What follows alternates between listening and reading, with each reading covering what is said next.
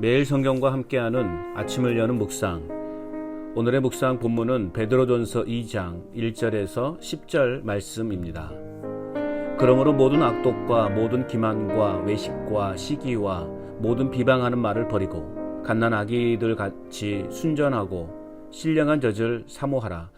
이는 그로 말미암아 너희로 구원에 이르도록 자라게 하려 함이라. 너희가 주의 인자하심을 맛보았으면 그리하라.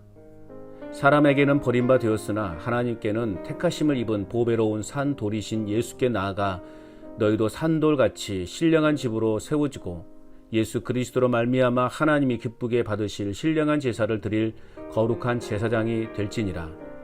성경에 기록되었을 때 보라, 내가 택한 보배로운 모퉁이 돌을 시온에 두노니 그를 믿는 자는 부끄러움을 당하지 아니하리라 하였으니, 그러므로 믿는 너희에게는 보배이나 믿지 아니하는 자에게는 건축자들이 버린 그 돌이 모퉁이의 머릿돌이 되고 또한 부딪히는 돌과 걸려 넘어지게 하는 바위가 되었다 하였느니라.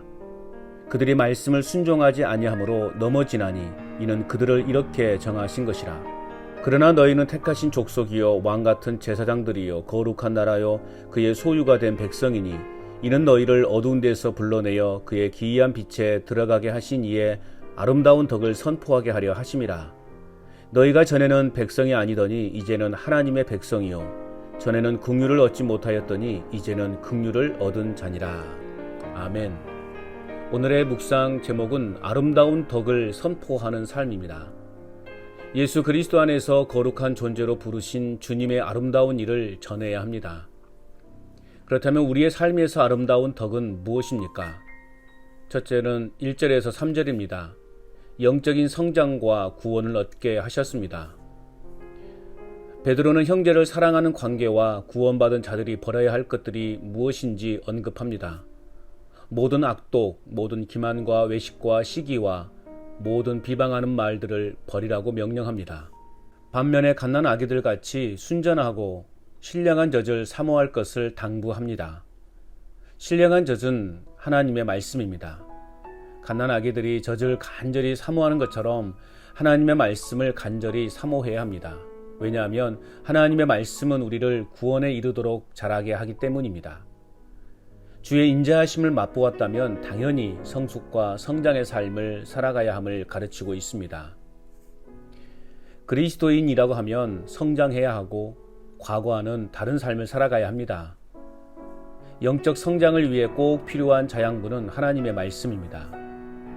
하나님의 말씀이 내 안에 충만할 때 과거의 모습을 벗고 하나님이 원하시는 새로운 삶으로 나아갈 수 있습니다.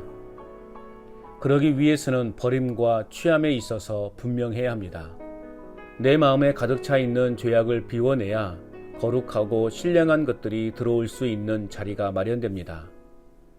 갓난 아기들이 엄마의 젖을 간절히 찾는 것처럼 그렇게 하나님의 말씀을 사모하며 말씀을 섭취할 때 온전한 그리스도인으로 성장해 갈 수 있습니다.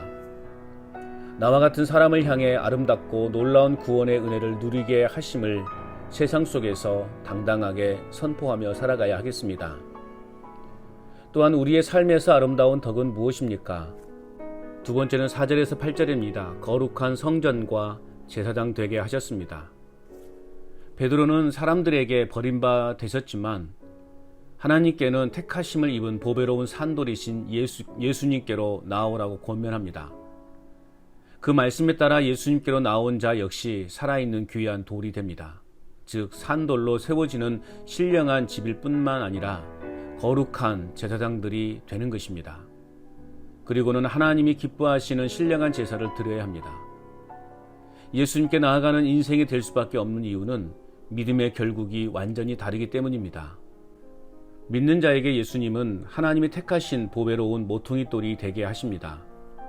그러나 반대로 믿지 않는 자에게 예수님은 부딪히는 돌이요 걸려 넘어지게 하는 바위가 되게 하십니다. 믿지 않는 자들은 말씀에 순종하지 않으므로 이 돌에 걸려 넘어지게 되는 것입니다. 예수님이 나의 삶의 보배가 되시는가 아니면 걸림돌이요 장애물이 되시는가 돌아봅니다. 바라기는 예수님께 나아가 예수님 안에 거함으로 하나님의 성전이 되며 거룩한 제사장으로서의 임무를 잘 감당하는 사역자가 되기를 원합니다. 하루하루의 삶을 돌아보면 하나님과의 친밀한 교제를 위한 시간보다는 지극히 내 자신의 개인적인 것들을 위해 더 많은 시간과 에너지를 쏟고 있음을 보게 됩니다. 삶이 예배다라는 말이 글로서만 끝나는 것이 아니라 삶으로 살아내는 진정한 예배자가 되어야 하겠습니다.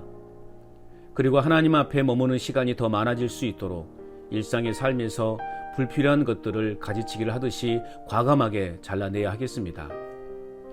하나님의 나의 삶 가운데 행하신 아름답고 놀라운 일이 거룩한 성전이 되게 하신 것과 제사장의 신분을 갖게 하신 것입니다. 그러므로 매 순간순간 주님과의 친밀한 교제 속에서 더 많은 은혜를 누리며 거룩한 성전을 세워가는 삶을 살아가야 하겠습니다. 끝으로 우리 삶에서 아름다운 덕은 무엇입니까? 마지막 세 번째는 9절에서 10절입니다. 소중한 존재와 긍휼을 얻게 하셨습니다. 베드로는 주님을 믿는 성도들이 얼마나 존귀한 자들인가를 증거하고 있습니다. 너희는 택하신 족속이요 왕같은 제사장들이요 거룩한 나라요 그의 소유가 된 백성이라는 것입니다. 이처럼 존귀한 존재로 만드신 목적은 어두운 데서 불러내어 그의 기이한 빛에 들어가게 하시는 이의 아름다운 덕을 선포하게 하려고입니다. 대속의 은혜를 경험한 자들은 하나님을 찬송하고 하나님의 구원을 전하며 하나님께 영광을 돌리는 삶이어야 합니다. 왜냐하면 전에는 하나님의 백성이 아니었지만 이제는 그분의 백성이요 전에는 하나님의 자비를 입지 못했지만 이제는 그분의 자비를 입은 사람이 되었기 때문입니다. 하나님이 행하신 아름다운 덕을 선포하기 위해서는 먼저 내 자신이 어떤 존재인지를 인식해야 합니다. 하나님은 자격 없는 내 자신을 택하신 족속, 왕같은 제사장, 거룩한 나라, 소유된 당신의 자녀로 불러주셨습니다. 그리고 어둠 속에 있었던 나를 밝은 빛 가운데로 불러내어 주셨습니다. 그러므로 세상의 가치 기준에 따라 판단하는 것이 아니라 하나님과 말씀의 가치 기준에 따라 판단하며 살아가는 삶이어야 합니다. 비록 세상 사람들의 삶의 기준에는 못 미친다 할지라도 낙심하거나 좌절하거나 비관하지 말고 나를 부르시고 존귀하게 만들어주신 하나님의 영광을 당당하게 찬송하며 살아갈 수 있어야 하겠습니다. 소중한 존재로 그리고 긍휼이라고 하는 크고도 놀라운 일을 행하신 우리 하나님을 선포하며 살아갈 수 있어야 하겠습니다.